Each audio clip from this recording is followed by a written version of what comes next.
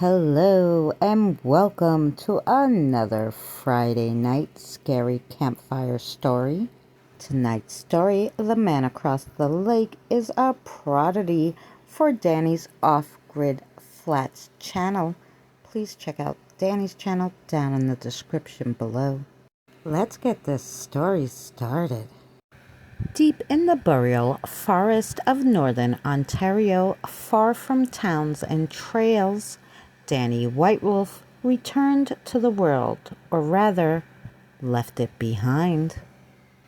A man once known for disappearing into the wilderness for months at a time, he'd now vanished entirely for 5 years.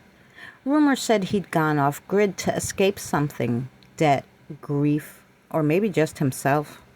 When he came back, or reappeared again, anyway, it was to a nameless lake the locals called Black Hollow, a dark mirror cupped in thick spruce and birch, so still it looked like oil on glass. Across the water, a massive beaver dam sprawled like a fortress, impossibly large, always growing. The locals swore it wasn't the animals doing it alone. It was too symmetrical, way too planned.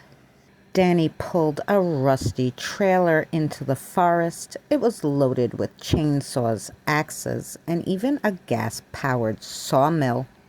With a kind of feverish energy, he began cutting trees and building by hand, first a cabin, then a strange round house, then a tall wooden tower with a narrow silt of a window facing the lake like a watchful eye.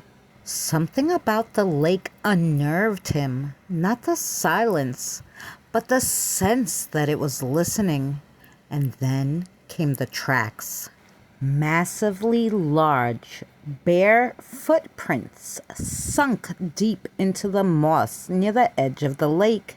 These were no beaver prints. They were nearly 20 inches long. At first, Danny dismissed it. Bears, maybe, but they returned night after night, circling the structures, never overlapping. Sometimes they'd stop at his window or stand at the edge of the clearing, where he could sometimes hear someone breathing, but he could never see anyone. Danny started recording notes. He started muttering into the recorder. It's not just the beavers. They're building for something. The tracks. Man-like, but wrong. No scent. No sound. Just watching. I think it's like a Bigfoot, but older, smarter. It doesn't hide. It waits. Then Danny began carving again. But not buildings, idols, dozens of them. Towering totems with crude, elongated faces, their eyes always gouged out, their mouths always opened. He placed them around his camp like a perimeter. Across the lake, the dam began to shift in shape, rising higher, hollowed spaces appearing inside like chambers. They even appeared to have doors, windows, watching him. His tape recorder captured other things too, low-frequency howls, deep grunts, rhythmic knocking in the trees. A voice was captured, not quite human, rasping behind the static. It said, "He remembers, he returns, the one before man." One morning, Danny woke up to find something left at his door, a piece of fur like bear hide, but tougher and darker. It was warm to the touch. Twisted in it was a chunk of wood from his own cabin, bitten clean through. Giant teeth marks. Flattened ridges like a primate's, but much larger. He was no longer alone. Then came the storm. A freezing wind blew in off the lake, unnatural, howling even though the sky was clear. The trees bent as if pushed by unseen hands. The beavers disappeared. The dam began to thrum, vibrating like a heartbeat or a drumbeat, summoning something old. That night, Danny climbed up his tower and trained a spotlight across the lake. It illuminated a shape standing on top the dam.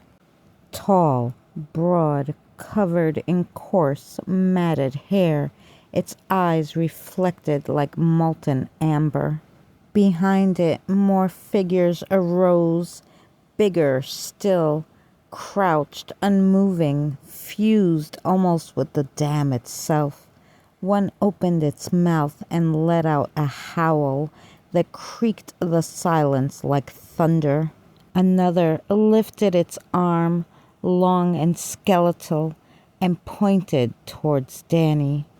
The final entry in the recorder. They're not animals. They're not spirits either. They're the first things the forest's memory. The beavers are their builders, their priests. I thought I was alone out here, but I was never the first. He walks again. The hollow remembers. It never forgot.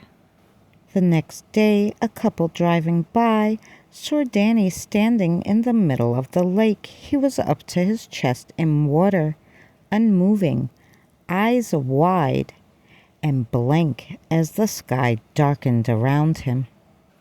No one saw Danny after that.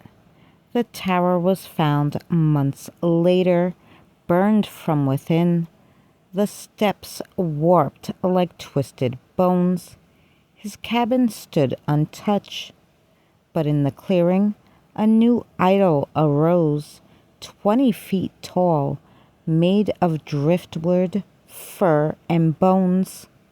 A grotesque hybrid of a man, ape, and tree. Its eyes were gorged out, its mouth wide open, and across the lake, the dam grew higher. At night, if you listen closely near Black Hollow, you can hear the soft thud of trees falling, not cut, not chewed, but carried.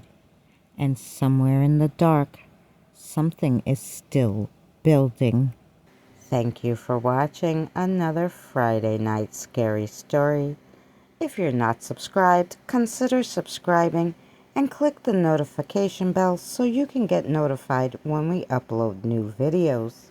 Check out last week's video. The link is in the description. We'll see you again next Friday.